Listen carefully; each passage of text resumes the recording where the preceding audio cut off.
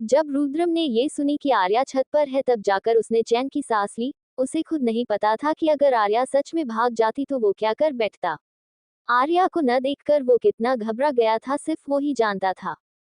फिर जैसे ही रुद्रम को याद आया कि इस समय आर्या छत है वो फिर से भड़क गया और जानकी काकी पर चिल्लाते हुए बोला, आर्या इस समय छत पर है, वो भी शाम से। आपको पता है कितनी ठंड है, तो आप उसे इतनी देर तक छत पर रहने कैसे दे सकती है? अगर उसकी तबीयत खराब हो गई तो। रुद्रम को इस तरह खुद पर चिल्लाता देख जानकी काकी बोली, छोटे बाबा मैं तो छोटी मैडम को बुलाने गई थी पर उन्होंने कहा कि उन्हें वहां अच्छा लग रहा है, इसलिए फिर मैंने उन्हें ज्यादा फोर्स नहीं किया और मैं नीचे आ गई और अपने कामों में बिजी हो गई और फिर मैं भूल गई कि छोटी मैडम छत पर है। रुद्रम अपनी खा जाने वाली नजरों से जानकी काकी को घूर रहा था। उनका मन कर रहा था कि वो अभी के अभी धक्के मार के इस घर से निकल दे। वो इतनी लापरवाह कैसे हो सकती है? अगर वो सालों से इस घर में काम नहीं कर रही तो पक्का वो उसे इसी समय घर से निकाल देता। रुद्रम को वहां से जाता देख जानकी काकी ने चैन की सांस ली। उन्हें अब रुद्रम की गुस्से की आदत हो गई थी, जिस वजह से उन्होंने इस बात पर ज्यादा ध्यान नहीं दिया और किचन में अपना बाकी का काम करने चली गए। रूम में जाकर सबसे पहले रुद्रम ने अपने कपड़े चंगे किए और फिर आर्या के लिए कुछ गर्म कपड़े लेकर ऊपर छत पर चला गया। लेकिन जैसे ही वो छत पर पहुंचा अपने सामने का नजारा देखकर वो हैरान हो गया। जैसे ही रुद्रम छत पर आया उसकी नजर आर्या के सोते हुए चेहरे पे पड़ी।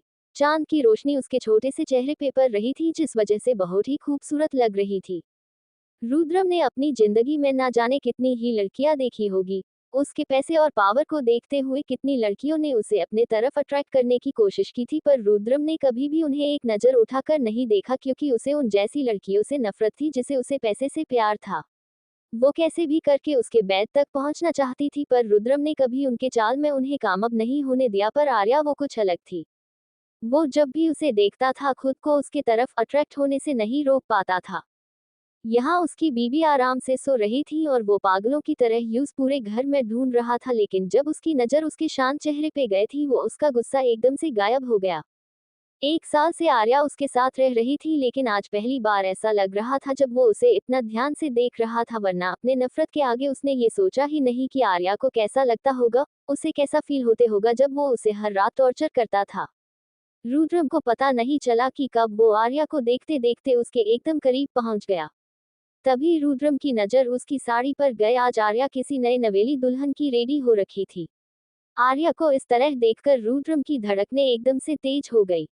आज पहली बार था जब उसने आर्या को इस रूप में देखा था, वरना वो सिर्फ मंगलसूत्र और सिंदूर के अलावा कुछ नहीं पहनती थी। रुद्रम ने देखा कि आज आर्या ने पूरा सातों श्रृंगार किया हुआ था। हाथों में लाल चूड़ियां, माथे पर बिंदी, मांग में सिंदूर और गले में मंगलसूत्र, पैरों में पायल। ये सब देखकर रुद्रम को पता ही नहीं पर बहुत अच्छा लगता था। उसे अंदर ही अंदर बहुत खुशी हो रही थी। उसे पता नहीं चला कि कब उसका पत्थर दिल आर्या के लिए पिघलने लगा। आर्या ने कब उसे दिल में अपनी जगह बना ली, उसे पता ही नहीं चला। चुड़ैया की शोर से रुद्रम का ध्यान टूटा।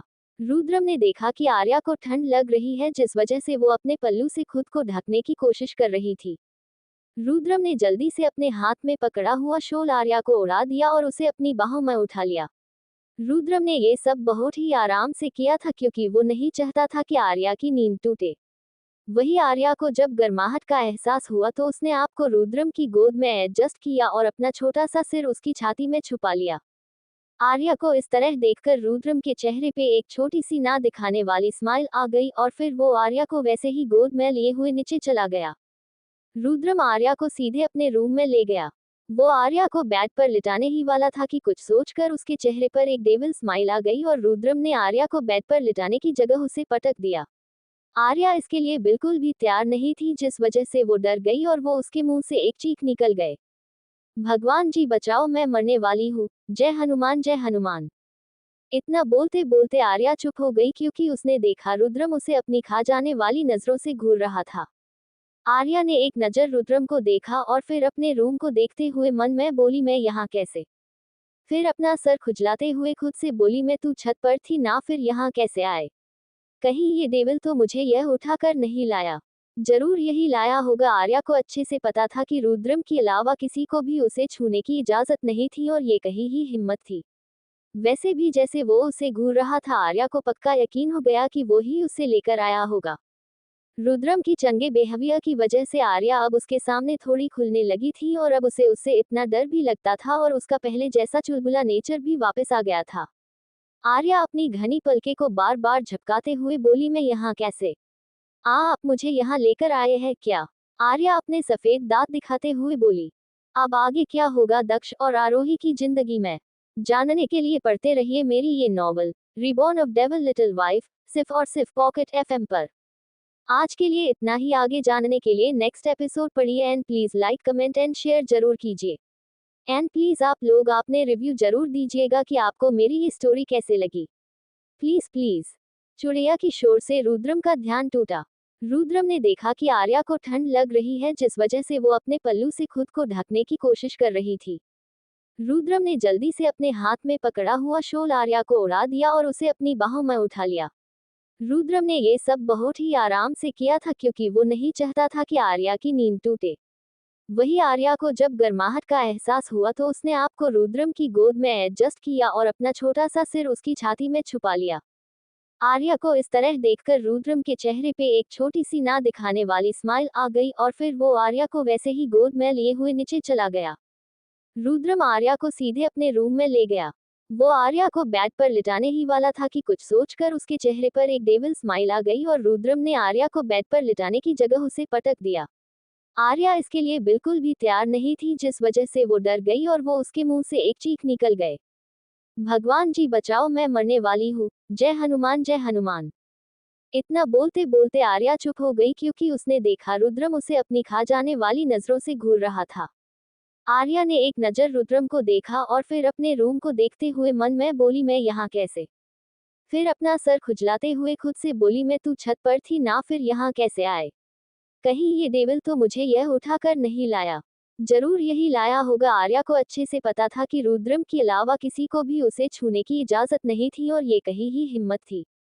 वैसे भी जैसे वो उसे घूर रहा था आर्या को पक्का यकीन हो गया कि वो ही उसे लेकर आया होगा। रुद्रम की चंगे बेहविया की वजह से आर्या अब उसके सामने थोड़ी खुलने लगी थी और अब उसे उससे इतना डर भी लगता था और उसका पहले जैसा चुलबुला नेचर भी वापस आ गया था। आर्या अपने दांत दिखाते हुए ही मैं यहाँ कैसे आए? मैं तो छत पर थी ना। आर्या रुद्रम की घूरती नजरों को इग्नोर करने की कोशिश कर रही थी। वही आर्या को इस तरह बेशर्मों की तरह अपने दांत दिखता देख रुद्रम उसे गुस्से से घूरने लगा।